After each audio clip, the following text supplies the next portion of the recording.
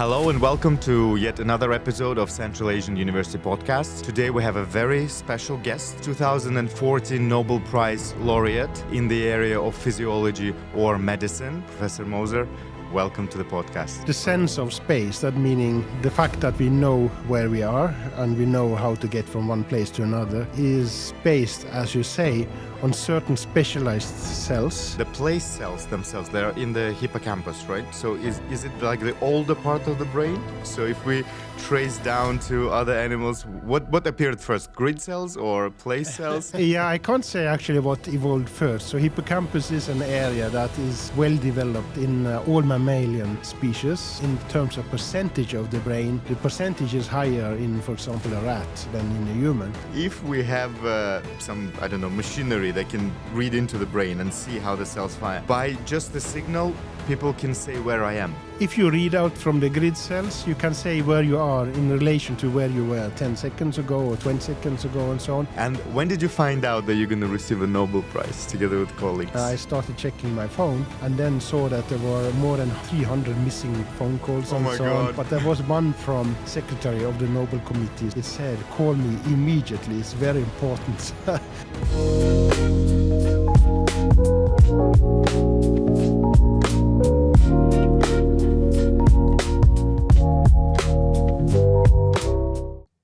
Hello and welcome to yet another episode of Central Asian University Podcast. Today we have a very special guest from Norway, Professor Moser. He is 2014 Nobel Prize laureate in the area of physiology or medicine, and he has contributed greatly to the brain research and to better understand how actually we as humans and how our brains are positioning ourselves within the environment. Professor Moser, welcome to the podcast. Thank you very much. It's a great pleasure.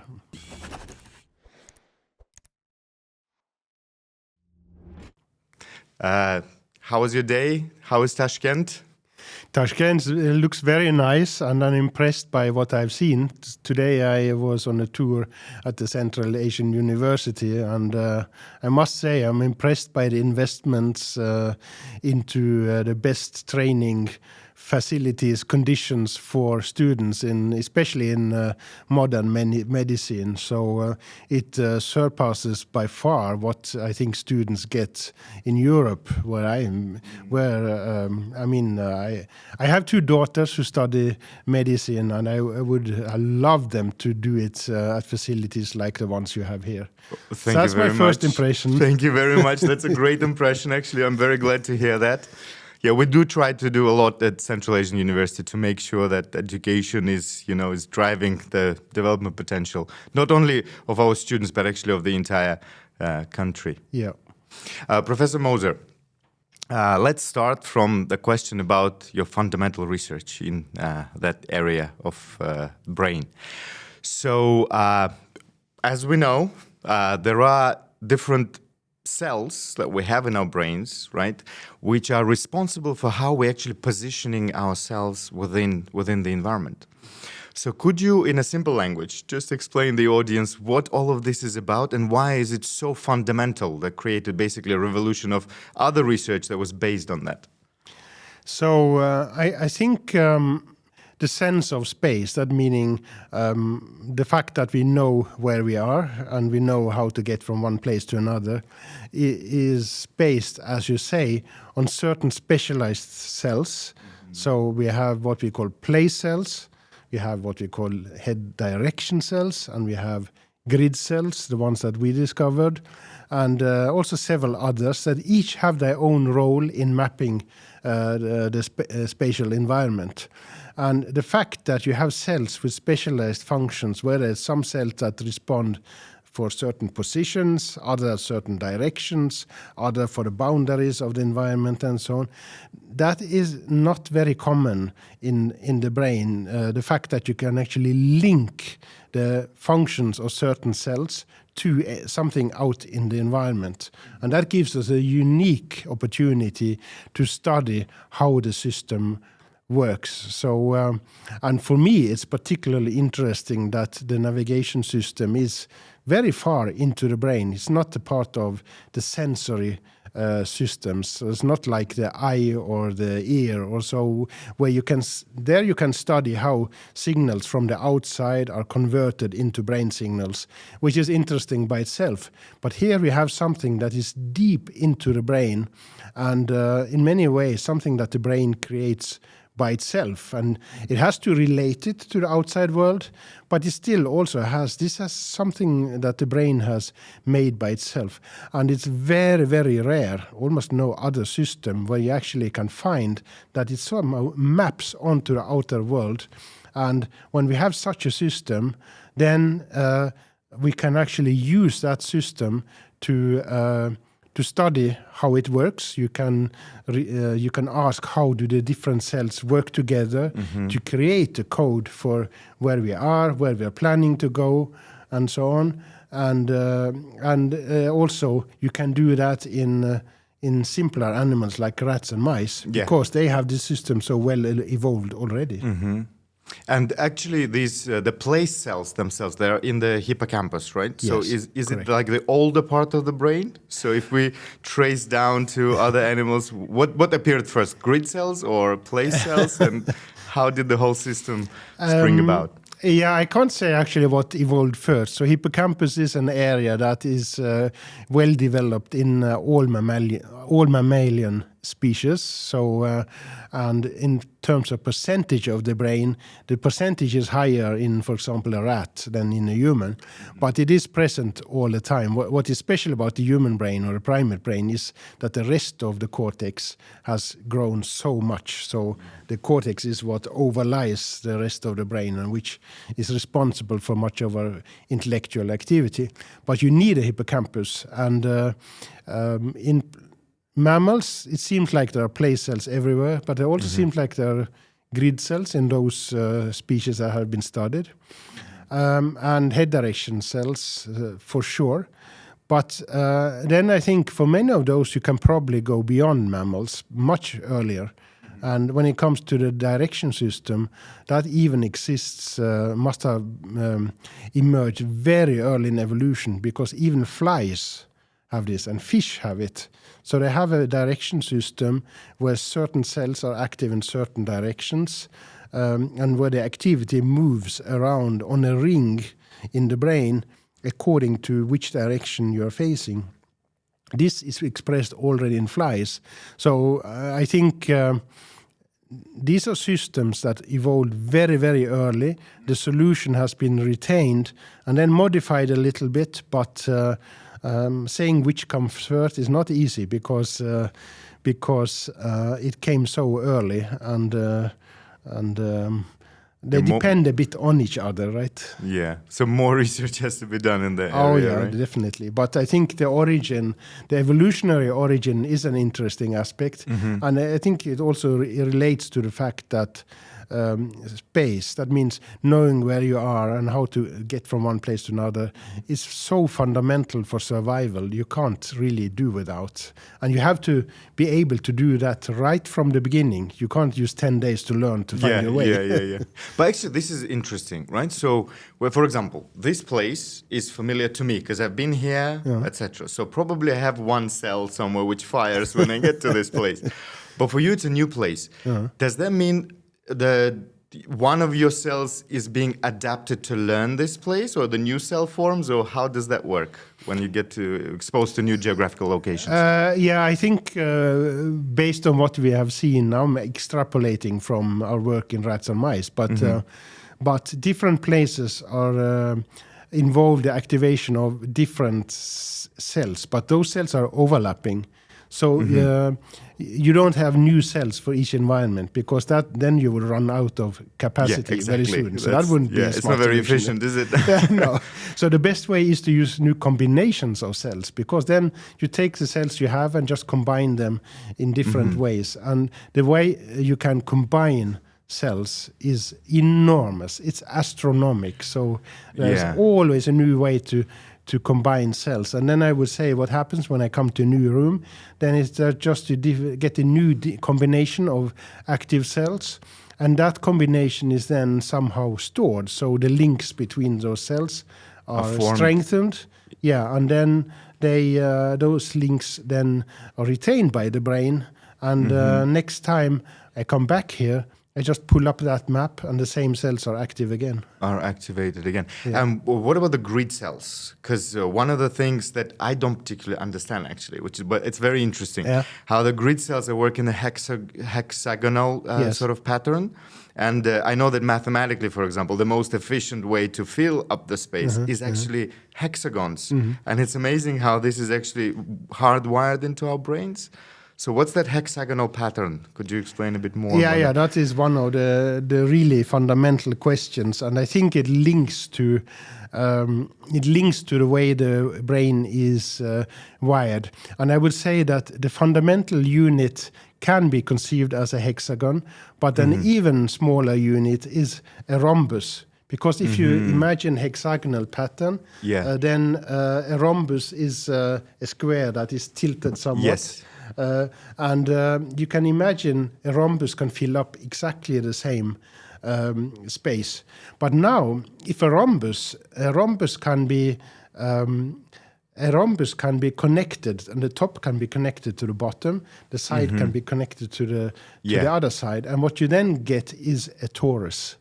And this relates to the fact that our brain, this is what we discovered now with our more recent work, is that the internal map has the topology of a torus. Of a torus. Yeah. Wow. And so this, and what then happens is on this torus, you have activity that moves around on the torus in accordance with our movement in the space.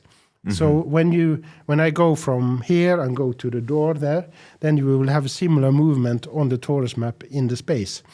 But the torus map is, this is just a repeating rhombus all the time, and this is the hardwired part of it, which you get if you connect the cells in a certain way, and if you connect excitatory cells with similar tuning to a location. Connect them together and then let them inhibit all the wrong cells, those that are for other locations.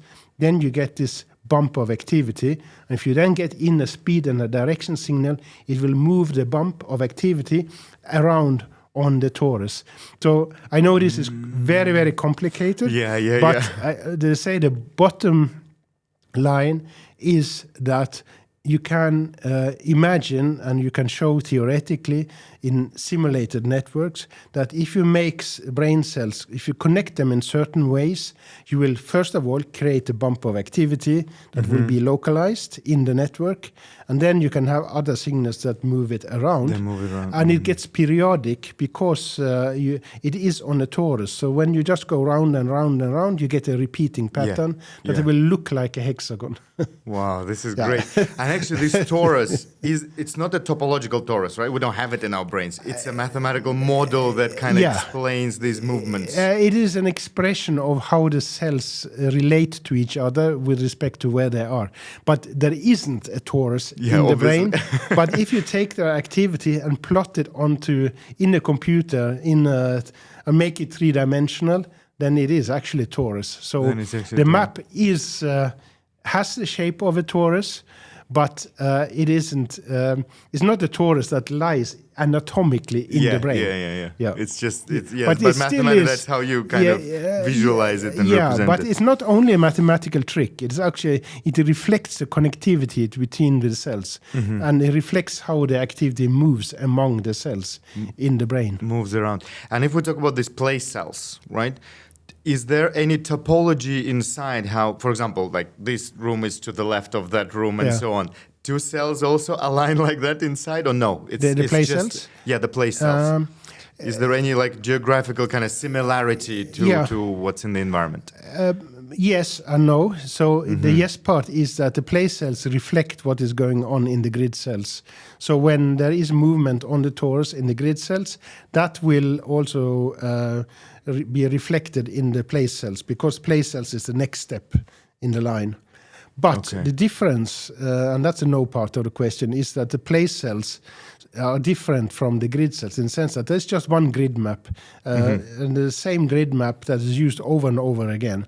But the place cells have different maps for every possible environment. So you have a different place cell map for this studio here. You have one for the lecture room. You have one for the square outside. You have one for your garden, and so on. So and it's how the cells fire, right? It's the different potentials of the cells that are measured. Exactly. So which cells fire and in what combinations, which is always unique. Oh, then I cannot not ask you this question. So ideally, in the future, if we have some, I don't know, machinery that can read into the brain and see how the cells fire, by just the signal, people can say where I am, right? Yes. Yeah. So and it's a unique pattern for every single place. Yeah. So if you read out from the grid cells, you can say where you are in relation to where you were 10 seconds ago or 20 seconds ago, and so on, because it can read out how you move, but it can't tell you whether you are in this room or another room. Or in another room. Yeah. But that's for the grid cells, right? Yeah. But for the place cells, they can't tell that. They can tell. Yeah, so they have that information in addition.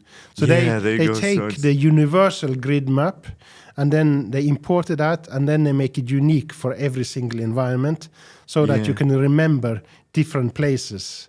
So it's amazing. You can imagine that the grid cell map does it in a general abstract sense.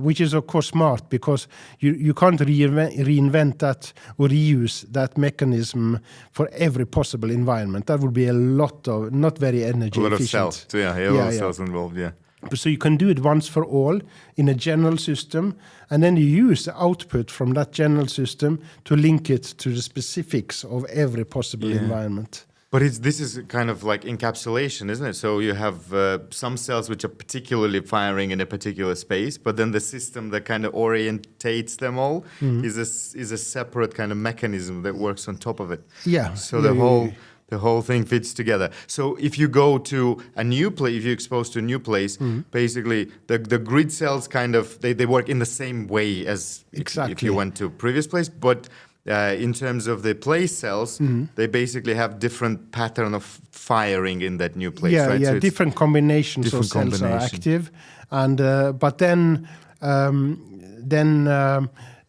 once they are active, they also strengthen their connections between them, so that when you come back to that place a second time, you don't again form a new map. Then you pull up the map that you formed. That you already formed. Is there any correlation actually between how these maps are formed in different people for the same location? Or it's always different, it's very person specific? You mean how different people form maps for the same location? So for example, I don't know, if there is a particular combination of, let's say, 5 cells, I don't know, for this room, right, that 5 cells fire differently. Will you have also 5 cells firing, or you might have a completely different I think topology? That's quite different. I think, but right? That's also the robustness of the system. You take what you have, right? So that is, I think the recruitment of which cells you use, which, by the way, is not 5, is probably 500 or 5,000. But anyway, but anyway, that's flexible, and I think you have so many possibilities because of the number of combinations is so large. But of course, there may be some biases that based on your previous experience, or maybe there is some strong landmark that activates certain types of cells or so.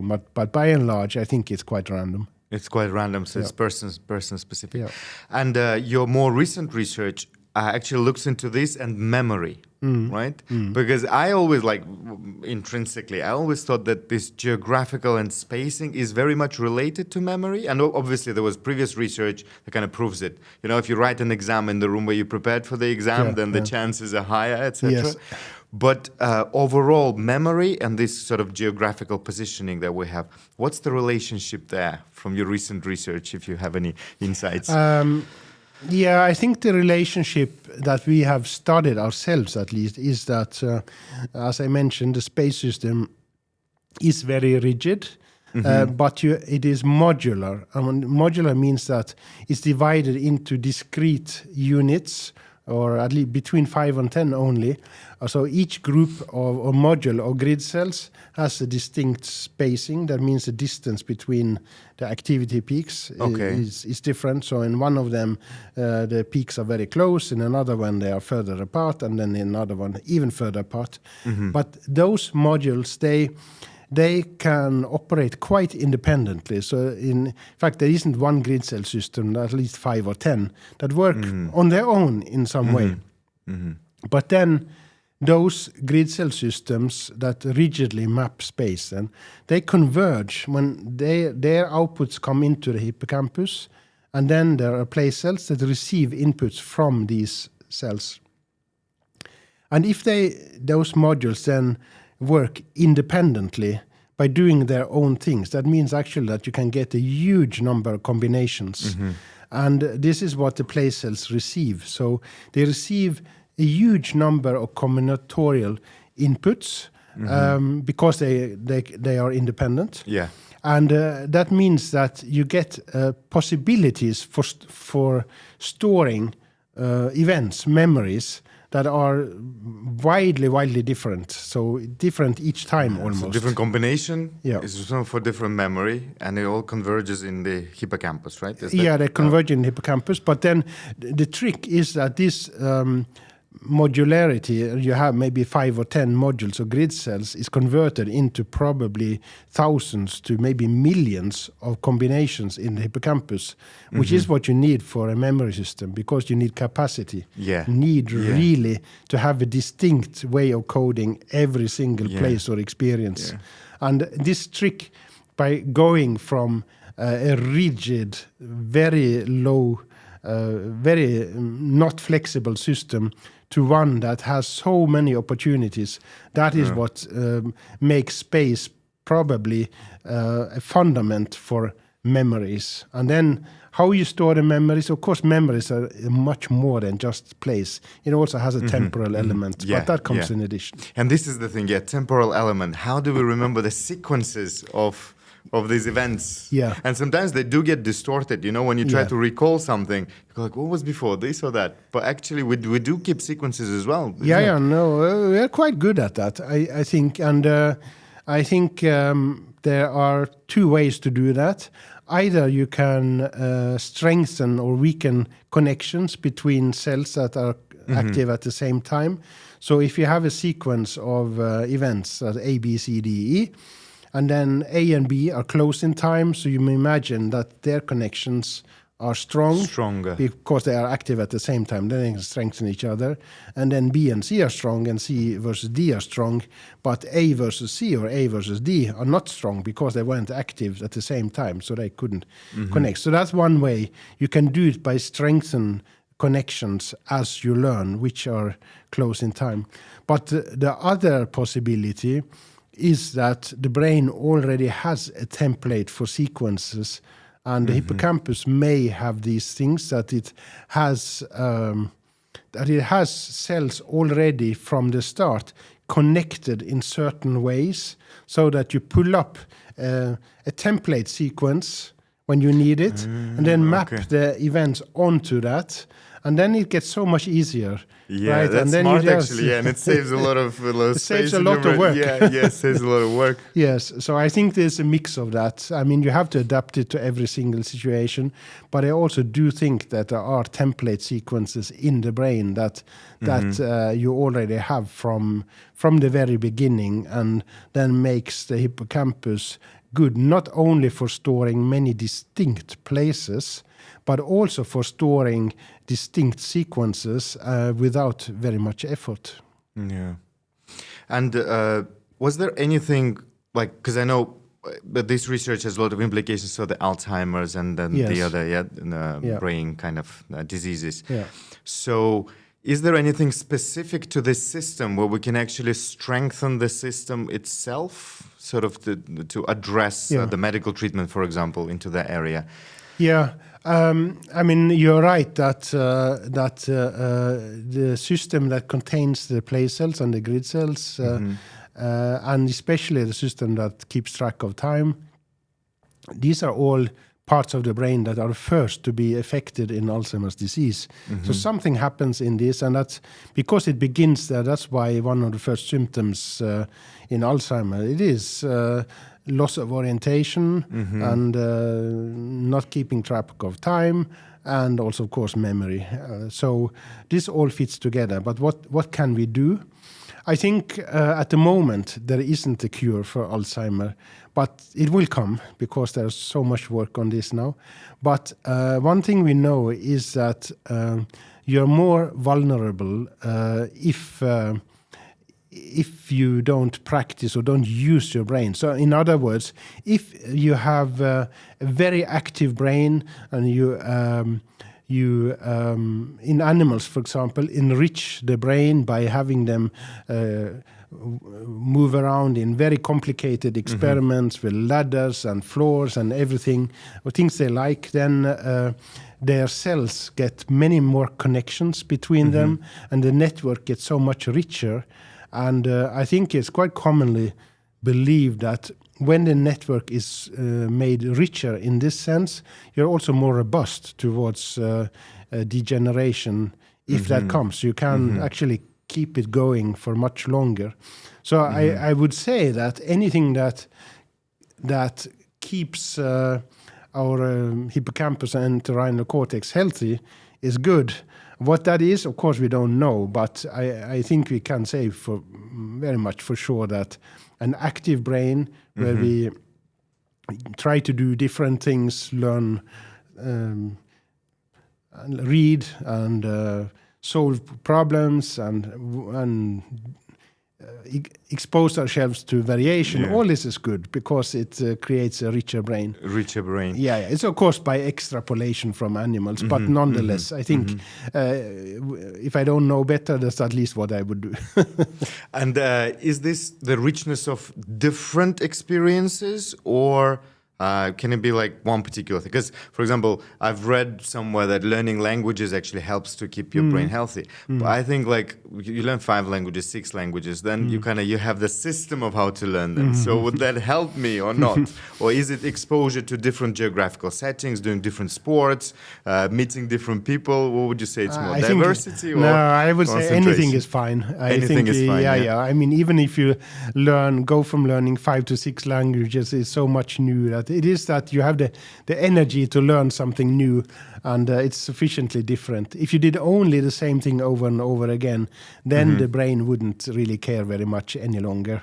But that would have to be very stereotypic behaviors. So very small behaviors. So learning a language is I mean, that would be really stereotyped work. Now, learning a language is good, and the same about going to different places, meeting different people. All that helps. So there's no end to how people do it in their own ways. That's the most important, because if it feels stressful, that has the opposite effect, because stress sort of removes connections between cells. So that certainly not good. I mean, it has to be positive learning. Positive environment. Yeah, that's important. Yeah. And stress diminishes that they... Yes, if it's too much, then I mean, it has to be a lot, but nonetheless, stress does disrupt the networks. Oh, that's good to know. So I should less stress. Dr. Moser, if we can go back in time to when you were doing this research, right, in 2000s, probably the 90s, etc. When did you have this aha moment that you discovered something so fundamental? Well, it wasn't a single event. It was over some time, but I think it actually is a longer sequence. So the question that started it was that we wanted to understand how do place cells arise, because at that time we only knew about place cells, and they were sort of in the middle of the brain, so it made no sense. Why should they care about place? And we wanted to go to the stage before and see if there was something that could explain it then. And then we saw that these cells are also spatial, but they are active at many locations, so they have many firing fields. And we saw there was something weird about the pattern. It was more regular than you would expect. And we published a paper about that. That was in 2004. And we noted that it was a surprising regularity. But then we didn't quite know what it was until we tested the animal in a larger environment. And that large environment was so large that you could easily see the hexagonal pattern all over, and then was no question, and then we started. I mean, that was a moment of joy, and then we said, oh, let's do that autocorrelation analysis on everything that we could show that show that it really was a repeating hexagonal pattern, and but it was not in my case, and I think in many others cases probably true, not something that comes within an hour really, or a second. It's a journey, right? It's a journey. But you did have a few aha moments. There are many ahas on that journey, for sure. What about the resistance from scientific community when you published that and you said that this is what it is? Did you have any like hard moments? No, actually. I think I presented at conferences before it was published several times, and people were just shocked. They, I mean, it was so new that, but were positive. I mean, I don't think really we got any resistance. The resistance was mostly from myself because I was worried that it was some sort of artifact because it was too regular. I mean, in biology, you usually, there's so much noise and you don't see these regular patterns. So I was worried that it was some electrical artifact, that we got some oscillation that just reflected the equipment and not the brain. But that was not the case, and then finally a year afterwards someone else saw the same in their cells, so so then I was you relieved. retested your own work to make sure that it's yes. All right. And when did you find out that you're going to receive a Nobel Prize together with colleagues? You mean whether we would get it, or no? When did you have a phone call saying like, and how did you feel about that moment? No, that was special. So in my case, I was actually not reachable when he called the secretary, because I was on a plane. And the secretary of the Nobel Committee, he tried to get me and get in contact with the captain, and but he didn't succeed. So when I landed, then all the rest of the world already knew it, because it was 1 hour later. And but then I just walked normally out of the plane. And then suddenly there was a car to pick me up, and a person who came with flowers. But she had mixed up what the occasion was, so I asked, why do I get flowers? No, it's something with the Max Planck, because I was going to the Max Planck Institute. So a Max Planck Prize? I never heard about that. but then when I sat on this airport car, then I started checking my phone, and then saw that there were more than 300 missing phone calls. Oh my God. And similarly with text messages. But there was one from the secretary of the Nobel Committee, so I knew his name. And it said, call me immediately, it's very important. And then I thought, well, I called him before I look at all the other messages, and I thought he wanted some commentary on someone who got the prize, but I didn't think it would be me, right? So I was totally shocked. But did you expect it? Did you? Both yes and no. So the yes part is that I had been in Stockholm several times, been asked to give talks, and sort of had the impression that they were interested in the world, in the work. But so that was a hint, and I knew some people around, my colleagues in the world, many were excited about it. And because we have been nominated together for many other prizes, it wouldn't be a surprise. But I thought if I ever got the Nobel Prize for this work, then I would be 80 years old. And I was just 50. So, course of life. So that was a bit faster. And so I didn't expect it to get it that year, not at all. Totally unexpected.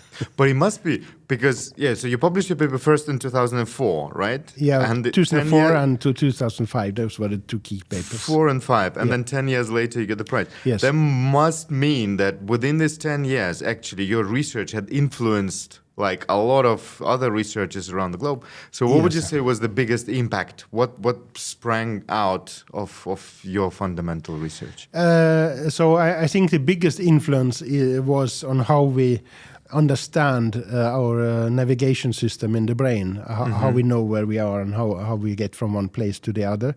So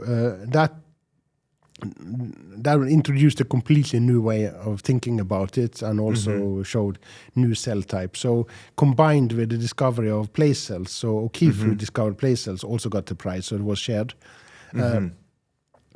That made an impact because it was probably the first cognitive high-level function in the brain that was mapped at the individual cell level. So in that sense, it was the first time that something outside the sensory systems could be related to activity in particular cells in the brain. Yeah. So, and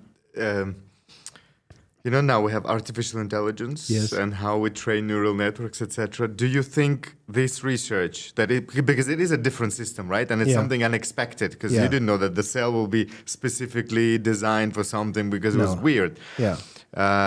Do you think like this research in artificial intelligence, building neural networks, doing these mathematical topologies, did your research have an effect on that? This is what we're witnessing basically now in AI. Yeah. Did you play a role? No, I think it has in many ways evolved independently. But that said, I mean, they have a lot to learn from each other, because we're talking about biological intelligence and artificial intelligence. And it's doing many of the same tasks. It's doing it with units that in the brain it's... In the brain is neurons that are much slower, and but they also have some advantages, and have found solutions that perhaps could be used also by AI to solve the same problems. And there is particularly one challenge that the brain has solved so much more efficiently, and that is in terms of energy use, because the brain works at a very low energy budget. It's 15 to 20 watt, whereas computers, to do the same task, use many megawatts, right? So it's big machine parks. So there's something about how the brain codes information that the brain has figured out, which AI still hasn't figured out. So I think the two fields, biological and artificial intelligence, do have much to learn from each other. And the other way around, of course, we use AI also as a tool to, or machine learning as a tool to identify structure in the data that we record from the brain, because it is so complex that the human eye can't see it. But the original neural networks for the AI, they were actually inspired by how the brain cells work. Yes. I mean, it's a simple structure, but anyway, inspiration came they from were the brain. inspired, yes. And then they lived their own life for a long time. And now it comes back again. So, well, because what you said about the torus and mapping, it's a altogether different kind of technical look on how it might function. So maybe some other types of neural networks, other types of algorithms can actually come about from that, right? That can happen. So I'm sure it will happen. And coming to present and the future, where do you think researchers have to concentrate to bring it further? So what's at the forefront of the research and development in this area now? I think we are now at a stage where, since we can study neural networks directly and not just cell by cell, then we are at a stage where we can open up for studies of many brain functions, not only navigation and memory, which have been considered the simplest ones to understand so far, but more advanced function also, like abstract thinking, planning, and so on, which have been totally inaccessible. So I think in general, finding out how the intellectual activities of the brain, or cognition as we call it, what is the neural basis of that, it's a huge task, very, very difficult, but I think we are at the point where this can be studied, and then that I think will be a core activity of neuroscience for the first few decades, at least. Where it goes beyond then is it's difficult to say. There are many difficult questions where we still have no clue, really. Like consciousness, for example. What is consciousness? What makes you actually not only do things or think things, but know that you are thinking about it? Yeah. There must be some kind of way the brain can observe itself. To understand epistemology on the brain level, right? So so that there's many complicated issues still, but I think cognitive neuroscience at the level of neural networks, that's at least something that will probably evolve quite significantly for the next decades. And what about development of technology, actually? Because measuring all these signals, I mean, it's tiny little signals that we have to detect, etc. Are we there in terms of technology? So does technology allow for research to flourish, or we need any other breakthroughs in that regard? Yeah, I mean, there have been major breakthroughs now, because now you can study many cells at the same time, but it needs more breakthroughs. And one of the things is that we have focused mostly on what we call action potentials. That's the main signals of the individual cells. But then we are treating individual cells as a unit. But each cell has a lot of subcellular processing that takes place at an analog level inside the cell. And a lot of computation takes place there. We're completely ignoring it because we don't have access to that activity. But now there are microscopes being developed today that make it possible to study neurons at such a high resolution and such a fast time scale. I mean, in the order of 1 or 2 or 5 milliseconds or so, that you can actually be able to map those signals too. So that will be another dimension. And of course, also we need technologies that can make us record of a very large numbers of neurons, much more than the thousands in one location, but all over the brain. That will be necessary. So, and not the least, to interpret all of this data is a huge challenge by itself. So it relies also on development at the same time in mathematics and computer analysis. Dr. Moser, thank you very much for this interview. I personally learned a lot. I wish you the best of success in your research, and thank you very much for joining us at Central Asian University Podcast. Thank you very much. I thought we had a good time. It was fun to talk to you. Thank you.